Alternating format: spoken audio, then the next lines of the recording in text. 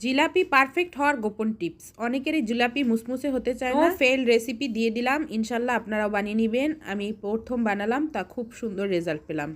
আজকে চিন্তা করলাম মুসমুসে ক্রিস্পি জিলাপি রেসিপিটা আপনাদের সাথে শেয়ার করেই ফেলি। এখানে আছে হাফ কাপ মাসকালাইয়ের ডাল, তার অর্ধেক পরিমাণ আমি দিয়ে দিচ্ছি পোলাও চাল। আর সাথে আমার লাগবে আটা, বা আপনারা চাইলে ময়দাও দিতে পারেন। এটাকে আমি ভালোভাবে এখন ব্লেন্ডার করে নিচ্ছি।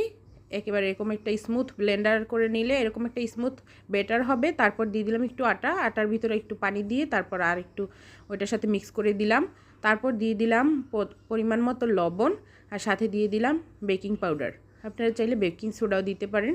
আমার হাতের কাছে বেকিং পাউডার ছিল, আমি সেটাই দিয়ে দিলাম। তারপর এই গোলাটা ভালোভাবে আপনারা গুলে নেবেন। তারপর এখানে দিয়ে দিলাম শিরার জন্য আমি হাফ কাপ পরিমাণ চিনিটা বাড়িয়ে কমিয়ে দিতে পারেন, যে যেরকম মিষ্টি খেতে পছন্দ করেন শিরাটা বাড়িয়ে নিতে পারেন। তারপর দিয়ে দিলাম যতটুকু চিনি দিয়েছি তার অর্ধেক পরিমাণ পানি। তারপর একটু সামান্য ফুড কালার দিয়ে দিলাম। এটা অপশনাল, আপনারা চাইলে স্কিপ করতে পারেন।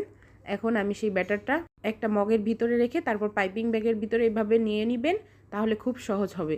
আর তারপর দিয়ে দিলাম আমি এখানে আমার সয়াবিন তেল, আমি যেহেতু খাই না সরিষার তেলের ভিতরে আমি বানিয়ে নিচ্ছি, যেহেতু আমরা খাবো। আপনারা চাইলে সয়াবিন তেল দিয়ে ভাজলে ঘেরানটা ভালো আসবে। আমি নিজেরাই খাবো, সেই জন্য আমি এইভাবে বানিয়ে নিচ্ছি।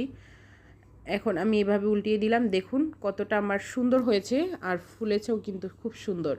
আর এটা কিন্তু খুব ক্রিস্পি হয়েছিল। আর এখন আমি যে শিরাটা বানিয়ে রেখেছি গরম অবস্থাতেই সেই শিরাটার ভিতরে আমি ডাইরেক্ট দিয়ে দিব। আর একটি টিপস, শিরার ভিতরে একটু লেবু দিয়ে নেবেন, তাহলে কিন্তু জমাট বাঁধবে না। তারপর এভাবে আমি সবগুলো ভেজে একে একে শিরার ভিতরে দিয়ে দিব। অনেকেই আছে রেসিপি পারফেক্ট না হলেও বলে এসে যে রেসিপি অনেক পারফেক্ট হয়েছে, কিন্তু দেখা যায় আমি অনেক ভিডিও দেখে বানিয়েছি, কিন্তু দেখা যায় পরে আর পারফেক্ট হয় না।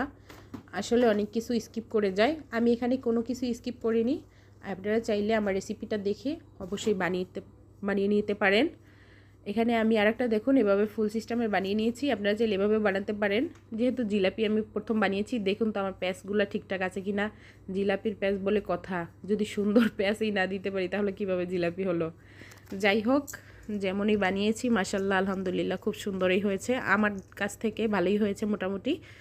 এখন আমি একটা ভেঙে দেখালাম আপনাদের কাছে, খুব সুন্দর কিন্তু আমার ভিতরে রসটাও পরিপূর্ণ ঢুকেছে। আমার বেশি পরিমাণেও রস হয়নি, আবার কমও হয়নি।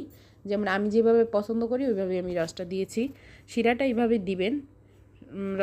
শিরার রসটা বেশি আপনারা যদি চান বাড়িয়ে দিতে, তাহলে ভিতরে আরও বেশি ঢুকবে। আর এই পরিমাণে মিষ্টিটা আপনারা যদি খান তাহলেই বেস্ট। বেশি কিন্তু শিরার ভিতরে দিলে তাহলে আরও বেশি স্যুপ করে নিবে।